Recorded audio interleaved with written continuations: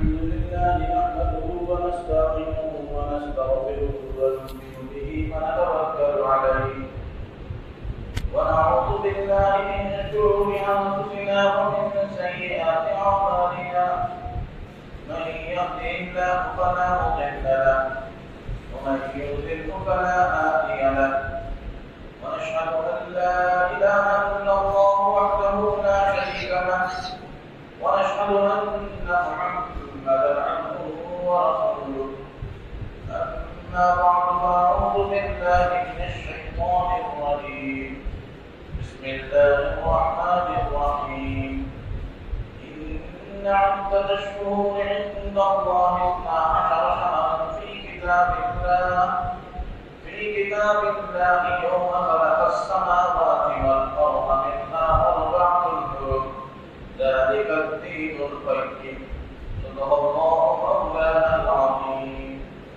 رب اشرح لي صدري ويسر لي أمري واحلل عقدة من لساني يفقهوا قولي سبحان ربك رب العزة عما يصفون وسلام على المرسلين والحمد لله رب العالمين اللهم صل على محمد وعلى آل محمد كما صليت على إبراهيم وعلى آل إبراهيم إنك حميد مجيد اللهم بارك على محمد وعلى آل محمد كما باركت على إبراهيم وعلى آل إبراهيم إنك حميد مجيد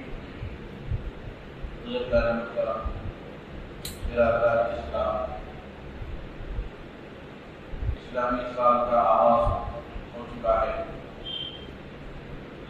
یہ وہ مہینہ ہے جس میں پرانی یادیں تازہ ہو جاتی ہیں۔ یکم محرم الحرام حضرت عمر بن خطاب رضی اللہ تعالیٰ عنہ کا یوم شہادت ہے۔ 26 ذی الحجہ کو آپ پر حملہ ہوا، 29 ذی الحجہ میں آپ شہید ہو گئے، یکم محرم الحرام میں آپ کی تدفین ہوئی۔ اور حضرت عمر رضی اللہ تعالیٰ عنہ کے بڑے کارنامے ہی آپ نے امت کو بہت کچھ دیا۔ دنیا میں آج حکومتیں جو نظام چلا رہی ان کا اکثر حصہ حضرت عمر رضی اللہ تعالیٰ عنہ کا دیا ہوا حصہ ہے۔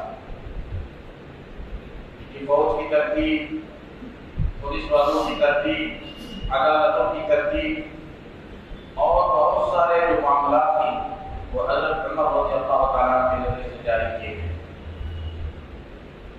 اور اسی طرح اس محرم کی 10ویں تاریخ کو حضرت امام حسین رضی اللہ تعالیٰ عنہ شہید ہوئے۔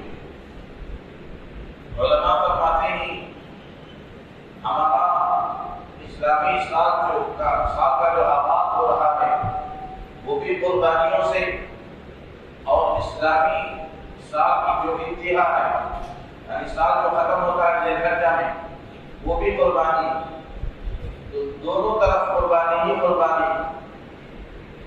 اس سے یہ بات معلوم ہوتی ہے کہ مسلمان قدم قدم پر قربانی کرنے کی ضرورت پڑتی ہے۔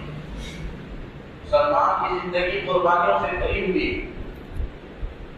آپ تاریخ اٹھا کر دیکھ لیں، جو لوگ جتنے ایمان میں پکے ہوں گے ان کا حالات آتے ہیں اور وہ قربانی دینی پڑتی ہے۔ اس میں سب سے پہلے انبیاء علیہ السلام ان پر حالات آتے ہیں اور مسلسل حالات آتے ہیں، اور اللہ تبارک و تعالیٰ ان حالات میں قدم ہونے پر، کامیاب ہونے پر درجات سے نوازتے ہیں۔ اسی طرح خود کے نقش قدم پر چلنے والا اللہ کے حبیب پاک صلی اللہ علیہ وسلم نے فرمایا اشد البلاء الانبیاء سب سے زیادہ آزمائشیں انبیاء علیہ السلام کو آتی ہیں، پھر ان کے نقش قدم پر چلنے والوں پر آتی ہیں۔ اسی طرح انبیاء علیہ السلام کے وسلم پر جتنے چلنے والے ہوتے ان پر حالات تھا. حضرت امام حسین رضی اللہ تعالیٰ عنہ پر بھی حالات آئے, حضرت حسن رضی اللہ تعالیٰ عنہ پر بھی حالات آئے. یہ نبی پاک صلی اللہ علیہ وسلم کی محبت کی دلیل. اللہ کے حبیب پاک صلی اللہ علیہ وسلم کو دونوں نوازوں میں بہت زیادہ محبت تھی. اللہ کے حبیب پاک صلی اللہ علیہ وسلم نے فرمایا کہ یہ دونوں میرے پھول ہیں. حدیث پاک میں ہے کہ حضرت حضور پاک صلی اللہ علیہ وسلم خطبہ دے رہے تھے. حضرت حسن اور حسین رضی اللہ تعالیٰ عنہ مسجد کا گرتے پڑتے آ رہے تھے. آپ اور خطبہ کو روک کر ان کو کھانے چلے گئے. اتنی محبت کی.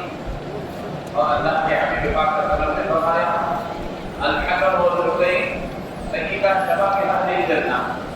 حسن اور حسین رضی اللہ تعالیٰ عنہ یہ جنتی جوانوں کے سردار ہیں. اللہ تبارک و تعالیٰ اتنی فضیلت نہیں اتنی بخشی. اور حضور پاک صلی اللہ علیہ وسلم نے فرمایا جو ان دونوں کو تکلیف دے انہوں نے مجھے تکلیف دی, جو مجھے تکلیف دی میں اللہ کو تکلیف. اور اللہ کے حبیب پاک صلی اللہ علیہ وسلم نے فرمایا یا اللہ میں ان دونوں سے خوش ہوں, ان دونوں سے میں محبت کرتا ہوں. جو ان دونوں سے محبت کرے یا اللہ تو اس سے محبت. اتنی فضیلتیں ان دونوں سے اللہ کی تھی. حضرت حسن رضی اللہ تعالیٰ عنہ کو لڑنے کا شہید کر دیا گیا تو حضرت حسین رضی اللہ تعالیٰ عنہ عاشوری کے دن میدان کربلا میں دردناک حالت میں آپ کو شہید کر دیا گیا. حضرت حسین رضی اللہ تعالیٰ عنہ حق کے لیے نکلے تھے. آپ خود نہیں نکلے تھے, ان کے والوں نے آپ کو کثرت سے خط لکھا. اتنے خطوط جمع ہو گئے کہ آپ نکلنے پر مجبور ہو گئے. حضرات صحابہ کرام رضوان اللہ تعالیٰ علیہ اجمعین سے مشورہ فرمایا کہ کوفہ والوں کی طرف سے دعوت ہے, وہ مجھے بلا رہے ہیں, میرے ہاتھ پر بیعت ہونا چاہتے ہیں, آپ کی کیا رائے ہے؟ تو اکثر صحابہ نے کوفے کی طرف جانے سے منع کی, لیکن حضرت حسین رضی اللہ تعالیٰ جانے کے لیے تیار ہو گئے. اس لیے تیار ہو گئے کہ وہ حق کے لیے مجھے بلا رہے ہیں, اگر میں یہیں پر رک گیا تو کل میں آقا کریم سرکار علیہ وسلم کو کیا جواب دوں. یہ سمجھتے ہوئے آپ اپنے لوگوں کے ساتھ گئے. دشمنوں نے آپ کا محاصرہ کر دیا, آپ کے لیے پانی بند کر دیا, اور یہاں پر 150 کی تعداد بتائی جاتی ہے اور دشمنوں کی جو تعداد تھی وہ 1,20,000 تھی. اتنی مختصر جماعت کے مقابلے میں اتنی بڑی تعداد آ گئی. اور حضرت حسین رضی اللہ تعالیٰ عنہ نے پہلے اپنے بیٹے حضرت علی اکبر کو بھیجا, وہ شہید ہو گئے. اس کے بعد خیمے سے آواز آئی تو حضرت حسین رضی اللہ تعالیٰ عنہ گئے تو عورتوں نے کہا کہ بچہ پانی سے تڑپ رہا ہے. یہ معصوم بچہ علی اصغر گود کا بچہ ہے, پانی کے لیے تڑپ رہا ہے, اسی لیے اس کے لیے تھوڑا پانی کا انتظام کرو. حضرت حسین رضی اللہ تعالیٰ اپنے بچے کو لے کر ظالموں کے سامنے آئے, کہا کہ آپ ہمیں پانی نہ تو کوئی بات نہیں, لیکن اس معصوم بچے کی طرف دیکھیں, یہ پانی کے لیے تڑپ رہا ہے, اس کے لیے تھوڑا پانی ہے. ظالموں نے بچے کی بلاد نہ رکھی, 3 برس آیا, وہ بچہ بھی وہیں پر شہید ہو گیا. آخرکار حضرت حسین رضی اللہ تعالیٰ راتوں کے ڈھیر کے ساتھ تھے, ظہر کی نماز ادا کی اور اس کے بعد نکل گئے میدان میں مقابلے کے لیے. تقریباً 3.5 گھنٹہ تک مقابلہ ہوتا رہا. حضرت حسین رضی اللہ تعالیٰ خون سے لہو لہان ہو گئے. عصر کی نماز کا وقت آ گیا. حضرت حسین رضی اللہ تعالیٰ نے کہا کہ تھوڑی دیر کے لیے جنگ کرو. ظالموں نے کہا کیا تم ہار رہے؟ حضرت حسین رضی اللہ تعالیٰ نے کہا کہ میں ہارا نہیں, نماز کا وقت آ چکا ہے, میں بھی نماز پڑھ لیتا ہوں, تم بھی نماز پڑھ لو. ظالموں نے کہا مجھے ہم بھی نماز پڑھنے کی کوئی ضرورت نہیں، تم نماز پڑھ لو۔ آج امت بھی یہی تعلیم، یہی پیغام دے رہی ہے کہ ہم نماز نہ پڑھ کے یزید کے نقش قدم پر چل رہے ہیں۔ اے حسینیوں، اے حسین سے محبت کرنے والوں، صرف تم نماز پڑھو، تمہیں نماز کی ضرورت ہے۔ ہم نماز نہیں پڑھتے تو ہم یزید کی صف میں ہیں۔ یہ پیغام دے رہی ہے جو لوگ نماز نہیں پڑھتے، جو مساجد سے دور ہیں، جو عبادت گاہوں سے دور ہیں، وہ یہی پیغام دے رہے ہیں۔ آپ ذرا سوچئے کہ نماز پڑھنے سے اللہ اور اس کے رسول صلی اللہ علیہ وسلم خوش ہوتے ہیں۔ نماز اللہ کے حبیب پاک صلی اللہ علیہ وسلم کی آنکھوں کی ٹھنڈک ہے۔ آج امت کیا کر رہی ہے؟ اللہ اس کے رسول صلی اللہ علیہ وسلم خوش کر رہی ہے یا شیطان خوش کر رہی ہے؟ نماز نہ پڑھنے سے شیطان خوش ہوتا ہے، تو آج امت وہی کام کر رہی ہے، شیطان کو خوش کرنے کا کام کر رہی ہے۔ یزید یہی کام کیا تھا، آج یزید کی صف میں کھڑے ہونے کو فقط سمجھ لیجیے۔ حضرت حسین رضی اللہ تعالیٰ نے کہا کہ تھوڑا پانی وضو کرنے کے لیے دے دو، خون صاف کرنے کے لیے دے دو، ظالموں نے بھی نہیں دیا، تو آپ رضی اللہ تعالیٰ تیمم کر کے نماز میں لگ گئے۔ آپ سجدے کی حالت میں گئے تو آپ پر حملہ کیا گیا، آپ وہیں پر شہید ہو گئے۔ بڑے دردناک طریقے سے آپ کو شہید کر دیا گیا۔ حضرت حسین رضی اللہ تعالیٰ نے پیغام دیا امت مسلمہ کو، تم پر حالات کتنے بھی کٹھن کیوں نہ آ جائے، ہرگز نماز کو نہیں چھوڑنا۔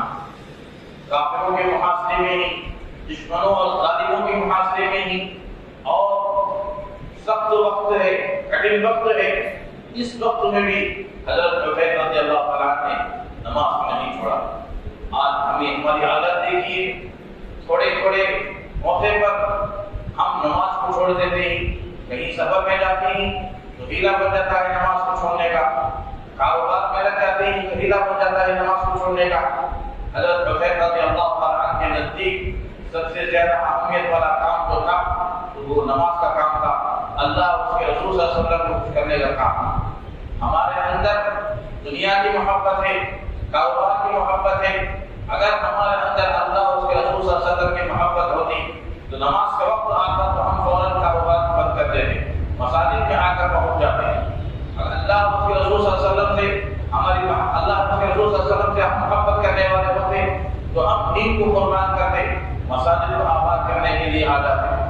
آج ذرا ہمارے مساجد کی طرف توجہ کیجیے کہ بڑے بڑے مساجد نہیں لیکن لوگوں کی تعداد بہت کم ہوتی ہے۔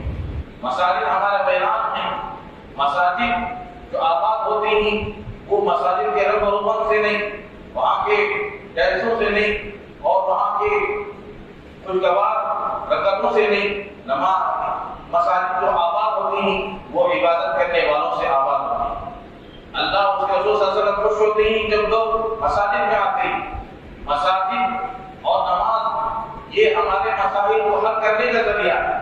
ہم نمازوں کو چھوڑ دیتے ہیں، عبادتوں کو چھوڑ دیتے ہیں، تلاوت کو چھوڑ دیتے ہیں، ذکر اذکار کو چھوڑ دیتے ہیں، اور حالات سے دوچار ہو کر ہم در کی ٹھوکریں کھاتے ہیں۔ کبھی فلاں عامل کے پاس جاتے ہیں، کبھی فلاں عامل کے پاس، فلاں بابا کے پاس جاتے ہیں تاکہ ہمارے مسائل حل ہو جائے۔ مسائل حل ہونے کی جگہ کھلی ہوئے اسے چھوڑ کر ہم جا رہے ہیں تو ہم سے بد نصیب، ہم سے بڑا بد نصیب کوئی نہیں ہوگا۔ برات کے محترم بزرگ اور دوستو، حضرت حسین رضی اللہ تعالیٰ نے آخری وقت میں بھی نماز ادا کرنے کی امت کو پیغام دی کہ نماز کی اصل چیز ہے، اور اللہ کے حبیب پاک صلی اللہ علیہ وسلم نے فرمایا الصلاۃ قرۃ عینی، نماز میری آنکھوں کی ٹھنڈک ہے۔ ہمیں چاہیے کہ ہم نماز کو اہتمام کے ساتھ پڑھنے والا بنیں۔ نماز کے اندر شفا ہے۔ اللہ کے حبیب پاک صلی اللہ علیہ وسلم حکم دیتے اگر کوئی بیمار ہوتا، کوئی درد کی شکایت کرتا تو آپ اسے حکم دیتے کہ نماز پڑھو، اور حدیث پاک میں ہے کہ جب آندھی چلتی، عذاب کے اثرات معلوم ہوتے تو اللہ کے حبیب پاک صلی اللہ علیہ وسلم فوراً مسجد میں آ جاتے، نماز میں مشغول ہوتے۔ اس سے معلوم ہوتا ہے کہ ہر چیز کا حل نماز میں ہے۔ تو بہرحال 10ویں محرم میں حضرت حسین رضی اللہ تعالیٰ عنہ شہید ہوئے، یہ یادگار تاریخ ہے، اور محرم کی جو فضیلت ہے حضرت حسین رضی اللہ تعالیٰ عنہ کی شہادت سے لی ہے۔ یہ تو جب اللہ تبارک و تعالیٰ نے زمین و آسمان بنایا اس وقت سے اس مہینے کو اللہ تبارک و تعالیٰ نے حرمت عطا فرمائی۔ 4 حرمت والے مہینوں میں سے یہ بھی ایک برکت والا مہینہ ہے، اور اس مہینے میں کرنے کے جو کام ہی احادیث سے معلوم ہوتا ہے وہ دو کام ہیں۔ ایک تو یہ کہ اللہ کے حبیب پاک صلی اللہ علیہ وسلم محرم کا روزہ رکھا کرتے تھے، اور حدیث پاک میں یہ بھی ہے کہ رمضان سے پہلے محرم کا عاشورہ کا روزہ، یہی روزہ فرض تھا۔ جب رمضان کا روزہ فرض کر دیا گیا تو یہ روزہ منسوخ کر دیا گیا۔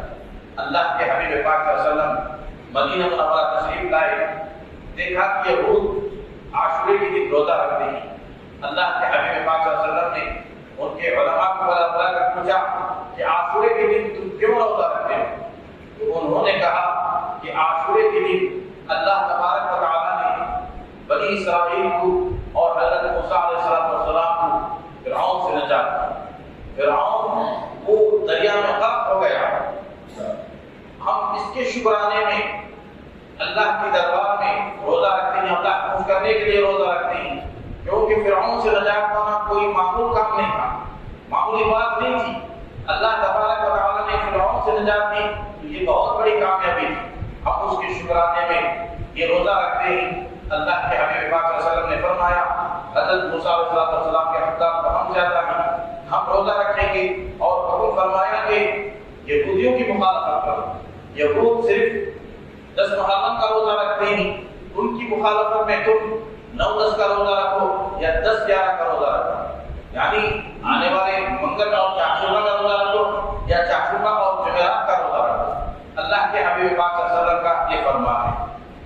اور 10 محرم کی تاریخ میں بڑے بڑے واقعات کے پیش آئے۔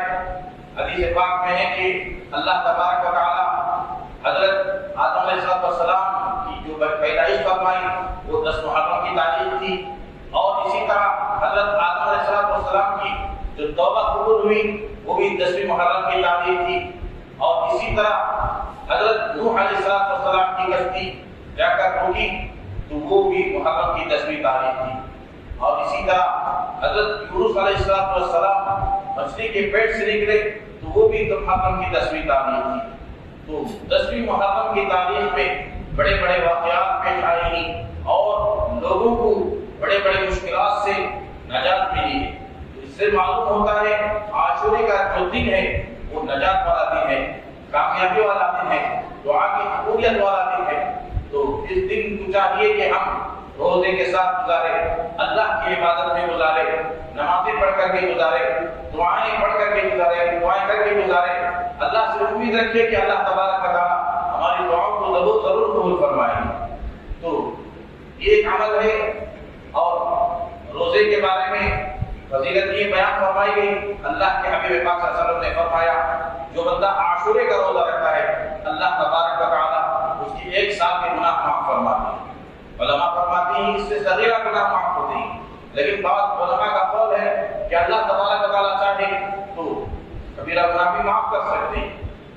دوسرا عمل یہ ہے کہ اللہ کے حبیب پاک صلی اللہ علیہ وسلم نے فرمایا عاشورے کے دن جو بندہ اپنے عیال پر فراخی کرتا ہے، وسعت کرتا ہے، گھر والوں کو زیادہ اخراجات دیتا ہے، اور اس دن گھر والوں کے لیے اچھے پکوان کا اہتمام کرتا ہے، تو اللہ کے حبیب پاک صلی اللہ علیہ وسلم نے فرمایا اللہ تعالیٰ سے امید ہے کہ اللہ تبارک و تعالیٰ سال بھر اس گھر میں اس بندے کے پر فراخی نصیب فرمائے، فراخی عطا فرمائے۔ یہ اللہ کے حبیب پاک صلی اللہ علیہ وسلم کا فرمان ہے۔ ایک طرف روزے کا بھی حکم ہے، ایک طرف وسعت کا بھی حکم ہے۔ تو علماء فرماتے ہیں کہ وسعت سحری اور افطاری میں کر لیں، عام دنوں کے بنسبت اس دن اچھے پکوان کا اہتمام کر لیں۔ ضروری نہیں ہے اللہ نے وسعت کی ہے تو اپنے اہل عیال پر وسعت کریں، فراخی کریں، ان کے لیے بہتر سے بہتر کھانے کا انتظام کریں، اس سے انشاءاللہ سال بھر فراخی ہوگی۔ اللہ تبارک و تعالیٰ سے دعا ہے کہ اللہ تبارک و تعالیٰ ہمیں حضرت امام حسین رضی اللہ تعالیٰ عنہ کی طرح حق کے لیے آواز اٹھانے والا، حق کے لیے ڈٹ کر کھڑا ہونے والا بنائے، اور محرم کی جتنے انوار و برکات تھی، عاشورے کی جتنے انوار و برکات تھی، ہم سب کو نصیب فرمائے۔ آمین و آمین۔ الحمدللہ رب العالمین۔